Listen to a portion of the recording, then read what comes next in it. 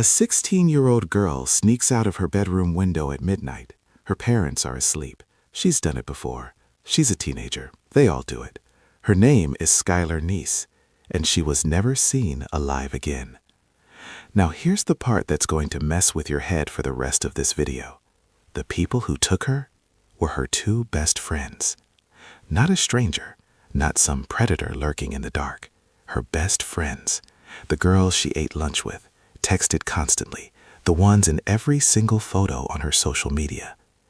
And when this case finally cracked open, the reason they gave was so bizarre, so hollow, so shockingly meaningless that investigators literally had a hard time writing it in their reports. Stick around, because we're getting to that. And trust me, nothing I've said so far even scratches what actually happened. Star City, West Virginia. If you've never heard of it, that's kind of the point. It's one of those small American towns where everybody knows everybody. Population, just over 2,000. The kind of place where your neighbor's cousin went to school with your mom, where news travels faster than Wi-Fi. Skylar Neese grew up right in the middle of all that. Born in 1996, a teenager who, by every account, was sharp, funny, and deeply loyal to the people she loved. She had that dry kind of humor, the type of girl who'd make you laugh with a completely straight face. She was close with her parents, Dave and Mary Neese, and I mean actually close, not just the polished version families give to the press. By the time she disappeared, she and her mom were in a pretty good place. They talked, they joked around. Her dad was the same way. She wasn't perfect, nobody is, but the picture everyone painted of Skylar was consistent. A girl who cared intensely about her friendships, maybe too intensely, as it would turn out. And those friendships, specifically two of them, are what this entire story is built around. Her two closest friends were Rachel Schoaf and Sheila Eddy. The three of them had been inseparable for years, the kind of trio that has inside jokes nobody else gets, that finishes each other's sentences, that documents their entire friendship in social media posts and selfies and late-night drives. From the outside, they looked like the blueprint for teenage best friends. From the inside, something was very, very wrong. But we'll get there. July 5th, 2012. It's late. Skylar's parents are asleep. At around midnight, Skylar does something she'd apparently done before. She slides out her bedroom window and climbs into a waiting car. The surveillance camera in the apartment complex catches it, time-stamped, clear enough to see her get in. She gets into a car with Rachel and Sheila. That is the last confirmed sighting of Skylar Neese alive. When her parents realized she wasn't home the next morning, they filed a missing persons report. And here's something that a lot of people don't know. Police in West Virginia actually took it seriously fast. Skylar was a minor with no history of running away. No reason to dismiss this as a teenager blowing off steam. But leads? Almost nothing. The surveillance footage showed her leaving voluntarily. She got in that car herself. There was no sign of force, no struggle, which in a missing persons case is actually one of the most frustrating things investigators can face, because it makes the case murkier. It raises a dozen questions where there should be answers. Where were they going? What was the plan? Did something go wrong? Or was this planned? And here's the thing about Rachel and Sheila. They were right there the whole time, being interviewed, posting on social media, crying publicly about their missing best friend. One of them even helped organize the community search efforts. Think about that for a second. We're going to come back to this because what these two girls did in the months after Skylar disappeared is one of the most unsettling parts of this entire case, and that is saying a lot. For months, Skylar's family was in agony, the not knowing, that specific, brutal kind of grief that doesn't have a shape yet, because there's no confirmation of anything, is its own kind of torture. Dave and Mary Neese did everything right. They stayed public, they kept pressure on, they used social media, they talked to press, they refused to let their daughter's story fade into the background noise of other missing persons cases. Meanwhile, Rachel and Sheila were around, posting, tweeting, acting like grieving best friends who had no idea what happened to their girl. And here's where social media becomes a genuinely creepy character in this story. In the weeks and months after Skylar went missing, people started noticing things. Posts that felt slightly off, tone that didn't quite track, small inconsistencies in the way Rachel and Sheila talked about their friend, present one moment, almost irritated the next. Nothing concrete enough to be evidence, just a feeling. The internet, being what it is, started digging. Amateur sleuths on Tumblr and true crime forums began cataloging the girl's social media activity, cross-referencing it with a timeline, flagging things that seemed strange. Was this investigative genius or just people projecting? Hard to say. But some of what they flagged would later look very, very significant. One tweet in particular got a lot of attention. It was from Sheila, and the phrasing was strange enough that once you know the whole story, it lands like a brick through a window. I'm not going to quote it directly here, but it was the kind of thing that, in hindsight, read less like grief and more like someone who knew exactly what had happened. The kind of dark humor that only makes sense if you're on the other side of a terrible secret. People noticed. But noticing isn't evidence, and for months, law enforcement couldn't crack the wall of silence these two girls had built. Here is where the case pivots. Several months into the investigation, we're talking into 2013 now, Rachel Schoaf starts to unravel. And when I say unravel, I mean she checks herself into a psychiatric facility. She is not doing well. Whatever she and Sheila did that night in July 2012, it was eating Rachel alive. The guilt, the secret, the performance of grief in public while holding something incomprehensible in private, it was destroying her. And then she talked. Rachel Schoaf told investigators what happened to Skylar Neese. She told them where to find her, and she eventually pleaded guilty to second-degree murder. The body was found in a rural area in Pennsylvania, just across the state line, partially concealed. The scene told investigators this wasn't spontaneous. This wasn't a fight that escalated. This was, and I want you to sit with this word, premeditated. They had planned to kill her. These two girls, Skylar's best friends, had made a decision in advance to end her life. The question that now consumed everyone, the investigators, the media, Skylar's family, the entire internet, was obvious. Why? We're getting there. But first, I need you to understand something about the timeline, because this detail changes the entire texture of what happened. Rachel's confession blew the case open. Sheila Eddy held out longer.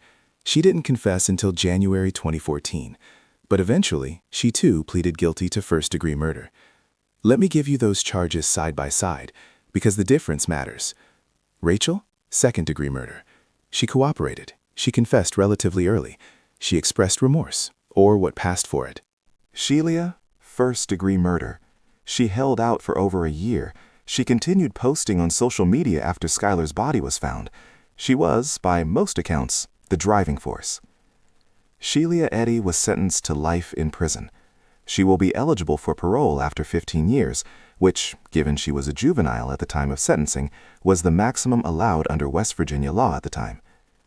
Rachel Schoaf received a sentence of 30 years, with the possibility of parole after 10, a substantial reduction reflecting her cooperation. Both of them were teenagers when this happened. Skylar was 16. Rachel and Sheila were the same age. That fact alone is something a lot of people struggle to process. When you picture this crime, the planning, the execution, the months of deception afterward, it's almost impossible to reconcile with the image of 3 teenage girls driving around a small town at midnight. Skylar's parents have spoken publicly about the case numerous times since then. Dave Neese, in particular, has been vocal, raw, sometimes angry, always heartbroken, in a way that doesn't perform grief, but just is grief. He has said things in interviews that stick with you.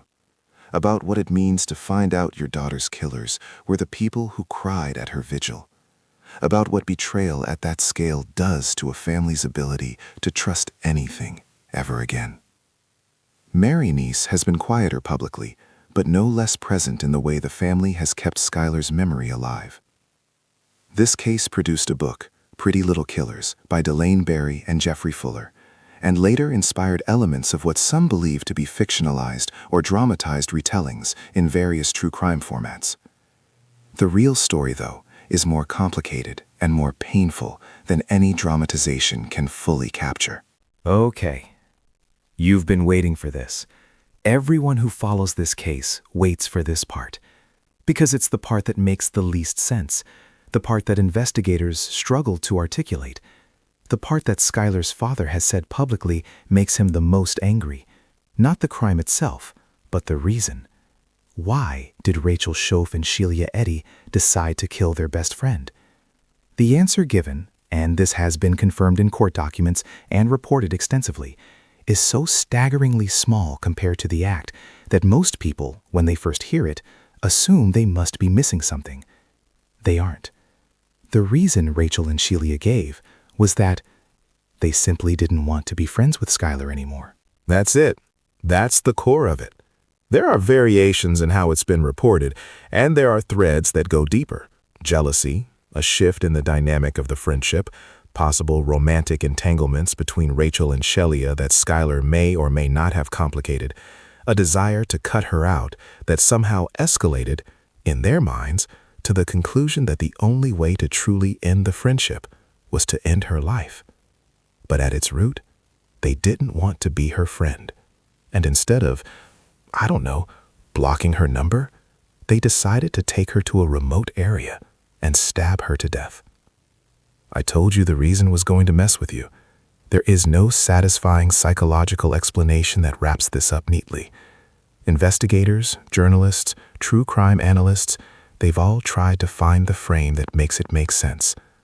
It doesn't fully make sense. And maybe that's the most disturbing thing about this entire case. There's a temptation with cases like this to turn them into a lesson, to extract the takeaway. This is what social isolation does. This is what happens when teenagers have unsupervised access to whatever. I'm not interested in doing that here, because I think it's dishonest. The truth is, this case resists clean lessons. Thousands of teenagers feel trapped by friendships they want to exit. They don't do this. Something specific happened between these three girls, in that specific dynamic, with those specific personalities, and we still don't have a full picture of it. Because Sheila Eddy has never given an in-depth public account that fully explains her thinking, and Rachel Schoaf's explanation has always felt incomplete. What we do know is this. Skylar Neese was a real person. She was 16 years old. She loved her parents. She was funny and loyal, and she trusted the wrong people completely. She got into a car at midnight because there was no version of reality in her head where the two girls she'd known for years would hurt her. That trust was the last thing she ever got wrong. Her parents have kept her name alive for over a decade now. Dave Neese, in particular, has been relentless about making sure Skylar doesn't become just a case number or a Netflix thumbnail. She was a kid. She had a whole life she never got to live. The Monongahela County Courthouse, the court documents, the sentencing hearings, all of it is public record. You can look it up. But the version that sticks isn't the legal version. It's the image of a girl climbing out a window, getting into a car, and trusting two people who had already decided what was going to happen next. So here's where we land. A small town, a midnight drive, two best friends who became something unrecognizable, and a case that the true crime community has spent over a decade trying to fully understand. Not because the facts are complicated, but because the why is. The why is still, in some ways, open. There are questions about the full dynamic between Rachel and Sheila, about what specifically triggered the decision to move from "we don't want to be her friend" to something irreversible and violent. There are questions about whether Skylar had begun to suspect something was wrong between them in the weeks before she died. There are details in the margins of this case that have never been fully aired publicly. And there's one specific element of this story, something related to what investigators found and what Rachel revealed in her confession, beyond just the location of the body, that genuinely reframes the entire timeline. That's what we're getting into next. Because if you thought the reason was disturbing, wait until you hear what they almost got away with. Do well to subscribe so you won't miss out.